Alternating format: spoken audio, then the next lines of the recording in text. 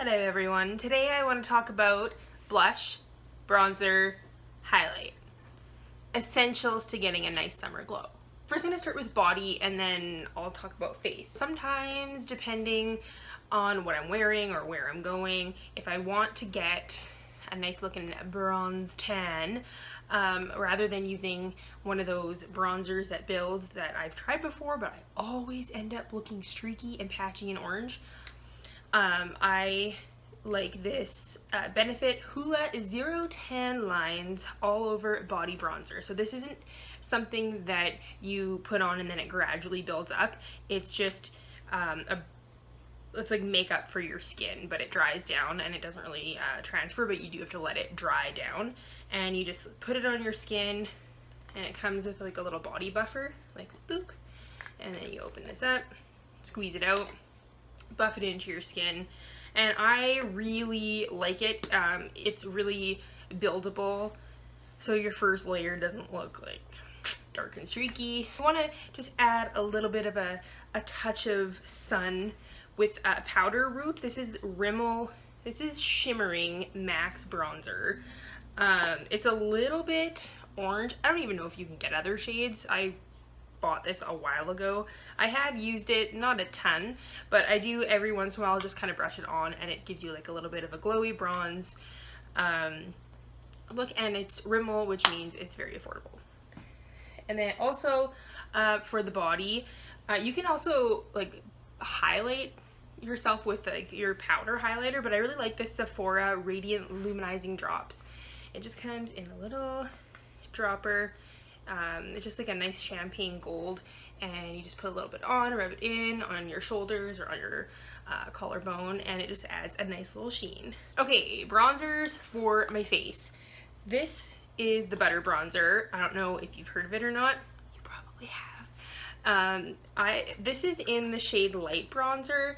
I never, like, ask me any other time in my life if I would ever A, use bronzer, or B, go through so much bronzer that I'm actually running out, and I would have said no. But alas, the Butter Bronzer smells amazing. This is not cheap, even though it's from the drugstore. It's Physicians Formula. I think it's probably like $17-ish, but it does last a long time. You kind of can't go wrong with it. It's hard to put too much on. This is the light bronzer, which I actually find that in order for it to show up, I don't have a dark tan, but in order for it to really show up right now, I do have to build it up a little bit, but it's nice because it lets you do that. It's not overly pigmented. This one is a staple. I just recently got this. This is the Tarte Park Avenue Princess Amazonian Clay Bronzer.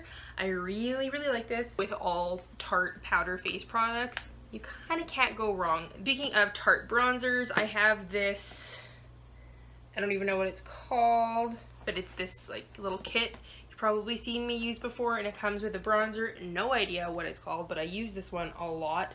And then there's this darker one, which I find that now that it's summer, I can kind of use a little bit more. This one does have a shimmer in it, but it is beautiful. Like when you put it on the skin, it's not overly shimmery. Problem with these is it's hard to dip your brush in here. I use a big bronzing brush. When I'm bronzing, I use like a big brush, and I usually bronze like around the perimeter of my forehead, kind of like all in here, and then down and under my neck. So you do like the three, and then sometimes I even bring it onto my chest, and I usually use this big brush. And then I have one other bronzer, but I use this more as a contour, and this is the Hoola bronzer. This is again another one that I'm hitting pan on, or that I've already hit pan on. This one I use an angled contouring brush, I think it's called, or just like an angled fluffy brush. This one's from E.L.F. And I kind of swirl it in there, and this is how I do my cheekbones, and then also I do the sides of my nose and usually my jawline. If I'm going somewhere for the weekend, sometimes I'll only pack this and I'll use this as my sole bronzer.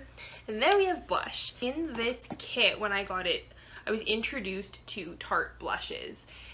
There's this kind of softer pink and then a deeper, brighter pink. They are not overly pigmented and they let you build them up. They're not patchy and they blend out nicely, and they last all day. which is something that I always kind of struggled with, my blush kind of wearing off. So I have those two in there. And then I also have these three. They kind of all look the same. Sometimes I'll go on with one blush and then I'll use the shimmery one as a little bit of a blush topper. And then I also like, speaking of blush toppers, this Wet n Wild color icon. This is a blush, but when I got it, I was surprised. It's called Rosé Champagne, but it's quite brown. I don't really use this as a blush, but I do use this with a big fluffy brush. I just put it kind of like to blend my bronzer into my blush, and it has a bit of shimmer in it, and it just like an extra little, you know. I have this Milani in Luminoso, which is a nice corally pink, peachy pink kind of shade, which is really nice. It does have a sheen to it. And for this one, I like to use a bigger blush brush. Lately, I've been using a more dense blush brush, which I find works really, really well in the Maybelline Fit Me Blush.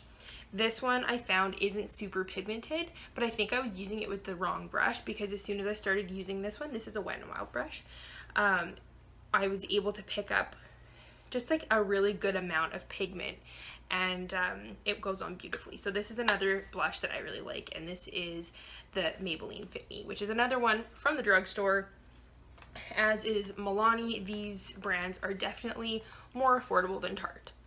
Okay, so last thing I want to talk about is highlighters. Highlighting is something that I definitely picked up just from watching YouTube videos. It's not something that I even started doing until this year, or late last year. I have 3 different highlighters that I brought down here, 4 I guess. Again, this does have one in here. I find this one to be a little bit chunky. Yeah, you're not gonna be able to see that. It's a little bit chunky. It is pretty, I wore this today. I wear it every once in a while just to keep trying it out.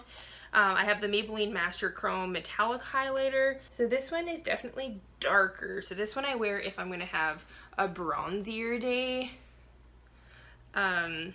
Otherwise, it does show up a little bit too dark on my face. There is fallout, and it's powdery, and it's a little bit chunky, but the finish of it is quite nice. Then I have the Wet n Wild one. This is the Mega Glow in Crown of My Canopy. This one's a bit more of a pink tone. These ones were hard for me to find. I actually ordered these ones online. I think only recently have I even spotted them in store. Then my other highlighter is my Becca. This is my Shimmering Skin Perfector in Moonstone. This one is like a beautiful sheen that's buildable. It doesn't look chunky or glittery at all. It just looks like a nice glow. It's so good. I really want to get other shades. I want to get Jaclyn Hill's Champagne Pop in this, just because it's Jaclyn Hill and, well, I want it. So for highlighting, I use, these are E.L.F. brushes. Don't mind Penny making that noise. This one I think is actually like a blush brush. I like to use this one for the tip of my nose and above my lip, and then I also, sometimes I use it on my cheeks too. It's really just whichever one I blindly grab. This is actually one that's specifically for highlighting, and I usually just highlight here, here, my nose, my lip, and then if I really want to just be like a glowy little goddess, sometimes I'll put a little bit on my forehead and my chin, and then I immediately think, whoa, too far. So that's everything that I want to talk about today. Bye guys, I'll see you in my next video.